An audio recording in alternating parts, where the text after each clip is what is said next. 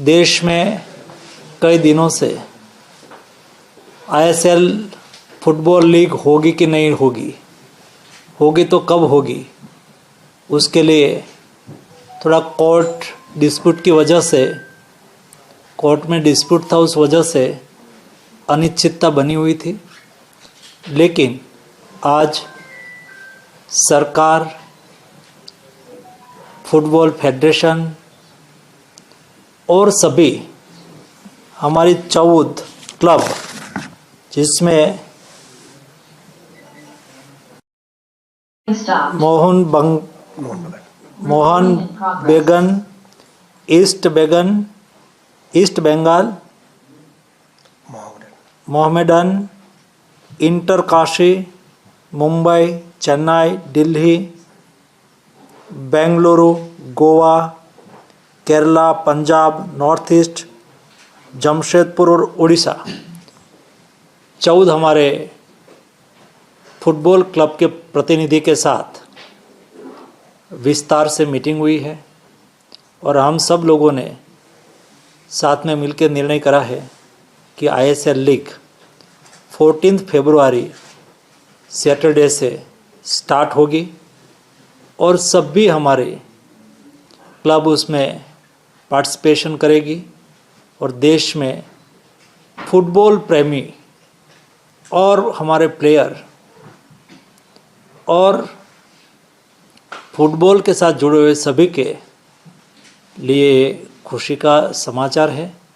देश में फुटबॉल आगे बढ़े, फुटबॉल में देश अच्छा परफॉर्मेंस करे, लीग के द्वारा हमें देश को अच्छा प्लेयर मिले, इस उद्देश्य के साथ इस लीग कराई जाएगी और सभी हमारे क्लब उसमें उत्साहपूर्वक पार्टिसिपेशन करेंगे।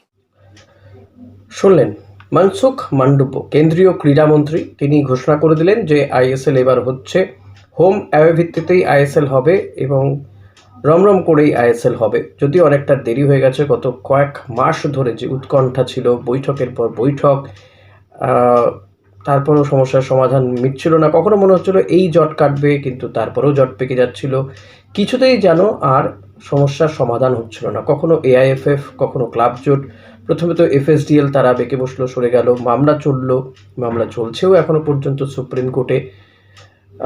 কেন্দ্রীয় ক্রীড়ামন্ত্রীকে বা কেন্দ্রীয় সরকারকে হস্তক্ষেপ করতে বললো সুপ্রিম কোর্ট। ক্লাবগুলোও চাইলো, তারা আই লিগ যারা খেলে সেই ক্লাবগুলো গেল কেন্দ্রীয় ক্রীড়ামন্ত্রীর কাছে, তারা কথা বলল।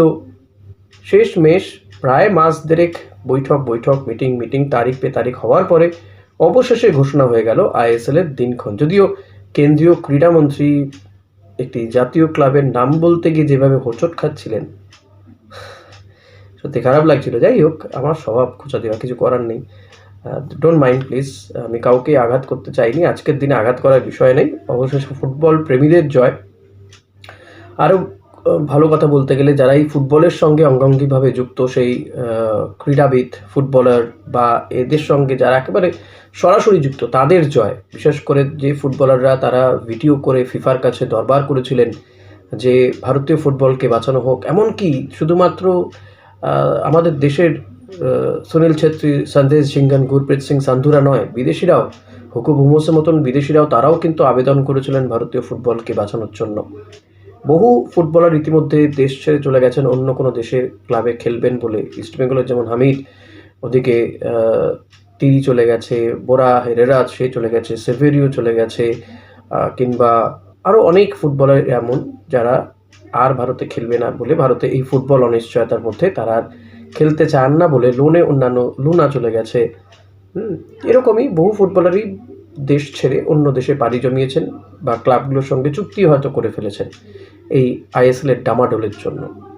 এখনও পর্যন্ত কোনো বিজ্ঞাপন সংস্থা এগিয়ে আসেনি। এআইএফএফ তারাই পরিচালনা করবে, ফিনান্সিয়ালি যা খরচা হবে সবই করবে এআইএফএফ।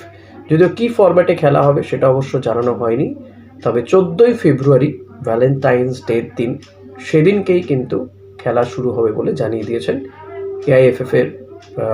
দিয়েছেন কেন্দ্রীয় ক্রীড়ামন্ত্রী। এআইএফএফ ক্লাবগুলোর সঙ্গে বৈঠকের পরে তিনি অ্যানাউন্স করে দিয়েছেন 14টা দলই খেলবে অর্থাৎ ইস্টবেঙ্গল, মোহনবাগান, মোহামেডান তারা প্রত্যেকেই খেলবে ইন্টারকাশি। যারা এই বছর আই লিগ থেকে আইএসএলে উন্নীত হয়েছে তারাও খেলবে। এবার দেখা যাক কতদিনের মধ্যে কোনো বাণিজ্যিক সংস্থা এফএসডিএল বা অন্য কোনো সংস্থা এগিয়ে আসে কিনা। আমার তো খুব মনে হয় যে এফএসডিএলই এগিয়ে আসবে। নিঃসন্দেহে আজকের এই খবরটা খুবই মন ভালো করা খবর আমাদের জন্য, যে আমরা আবারও হই হই রই রই করে ভিডিও করতে পারবো। 1 মাসেরও বেশি সময় রয়েছে ক্লাবগুলোর কাছে, তারা প্র্যাকটিস করতে পারবে, নতুন কোনো ফুটবলারকে ইনক্লুড করতে পারবে এই সময়ের মধ্যে। তো আমার মনে হয় এই গতকালই আমরা দেখেছিলাম, যে আমি এটা ইনফ্যাক্ট আজকে ভিডিওতে বলবো ভেবেছিলাম, যে এফসি গোয়া তারা শাটডাউন করে দিচ্ছে, তাদের সিনিয়র টিমের অপারেশন বন্ধ করে দিয়েছিল। হয়তো আবার কালকে থেকে তাদেরকে সেই অপারেশন খুলতে হবে, হ্যাঁ, প্র্যাকটিসে নেমে পড়তে হবে। যেমনভাবে মোহনবাগান, ইস্টবেঙ্গল প্র্যাকটিসে নেমে পড়েছে।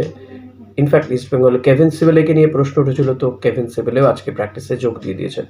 এগুলো নিঃসন্দেহে ভালো খবর তো বটেই, আপনাদের জন্য ভালো খবর। আপনারাও উৎকণ্ঠায় ছিলেন, উদ্বেগে ছিলেন। আমি বলেছিলাম সোম বা মঙ্গলবার ঘোষণা হয়েই যেতে পারে।